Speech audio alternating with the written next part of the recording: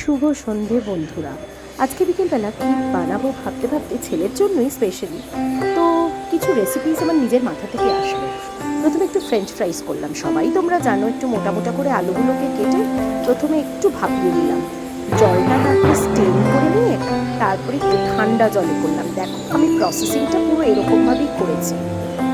একা হাতে ভিডিও করি তো কাজে ভুল দুষ্টুটি একটু হতেই পারে। এই যে একটা ঢাকনা দিয়ে চাপা দিয়ে দিলাম, গ্যাসটাকে করে দিলাম একদম লো ফ্লেম।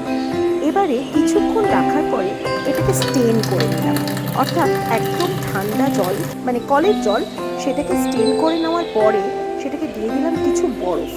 এবার এই বরফগুলো দিয়ে ওই আলুটাকে দিয়ে দিলাম একটা পাত্রের মধ্যে। কিছুক্ষণ রাখার পরে যেই টেম্পারেচারটা একদম ডিফারেন্ট হয়ে যায়, গরম থেকে একদম ঠান্ডা, আবার আমি ছেঁকে সেটাকে, এটা গরম ভাবটা এরপরে আমি ওই ঠান্ডা জলটার মধ্যে দিয়ে দেবো। তারপর যেরকম ডিপ ফ্রাই করে সেরকম ডিপ ফ্রাই আমি করেছি, তবে আমি আজকে ডিপ ফ্রাই করিনি, আজকে আমি একটু শ্যালো ফ্রাই করেছি।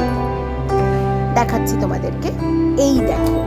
ও তার আগে আমি একটুখানি নুন দিই, শুধু একটু বাদামি করে ভাজার জন্য একটুখানি ময়দা আর একটু লঙ্কার গুঁড়ো দিয়েছি।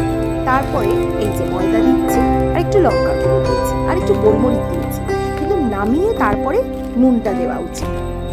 এইটা করে আমি আস্তে আস্তে করে এটাকে ভালো করে হাতের সাহায্যে ঝাঁকিয়ে ভালো করে এটাকে ম্যারিনেট করে কিছুক্ষণ রেখে দিয়ে তারপরে আমি তেলটা গরম হতে দিয়ে ভালো করে যখন তেলের মধ্যে ধোয়া বেরিয়ে যাবে, এই যে দেখতেই পাচ্ছ, এরপরে আমি একটা একটা করে ছেড়েছি। কয়েকটা ছাড়ার পরে গোল্ডেন ব্রাউন আমি আবার পরের একটা করেছি। এইটা গেল আমার একটা ব্রেকফাস্ট, একটা একটা পার্ট। আস্তে আস্তে গোল্ডেন ব্রাউন হয়ে গেছে, এটাকে আমি আস্তে করে তারপরে একটা টিস্যু পেপারে রেখে আবার আমি ভেজেছি। যেহেতু আমি ডিপ ফ্রাই করি, শ্যালো ফ্রাই করেছি, আর আমার ছেলে বেশি তেল করে অনেকেই তোমরা জানো। এরপরে এটাকে একটা ছোট প্যাকেটের করে অল্প একটুখানি সস দিয়ে প্রথমে মাখিয়ে দিলাম। দেখো তো সব ঠিক আছে।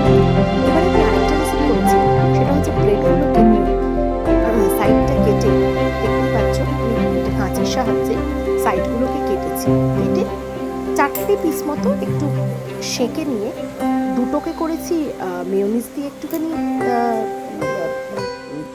করেছি, আর দুটোকে করেছি বাটারে একটু স্প্রেড করে দিয়েছি। প্রথমে অবশ্যই আমি এই কাঁচাটা দিয়ে দিই, প্রথমে একটুখানি সেঁকে নিয়েছি, একটু গোল্ডেন ব্রাউন হওয়ার পরেই তারপরে আমি তাওয়া থেকে নামিয়ে তারপরে এই স্প্রেডটা দিয়েছি।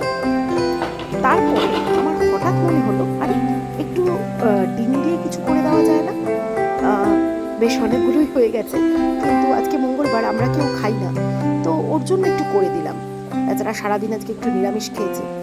তারপরে এর ভেতরে একটু ধনেপাতা, কাঁচা লঙ্কা, পেঁয়াজ ভালো করে ফেটিয়ে অনেকক্ষণ ধরে, দেখতে পাচ্ছ সাইড থেকে বাবল বেরিয়ে আসছে, এর মানে বুঝতে হবে যে ফ্যাটানোটা ভালো হয়েছে।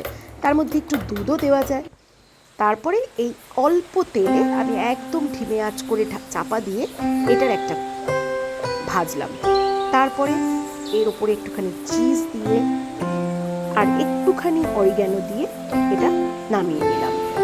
এই হচ্ছে আমার ফুল প্ল্যাটারটা। কেমন লাগছে তোমরা দেখে অবশ্যই আমাকে কমেন্ট করবে। আশা করি তোমাদের ভালো। আর একটা টুইস্ট বাকি, এবার হচ্ছে আমার ছেলের ফেভারিট দুধ চা, যেটা আমি 2 রকম চা পাতা দিয়ে চিনি দিয়ে করি। এটা হচ্ছে আমার ছেলের ফেভারিট চা।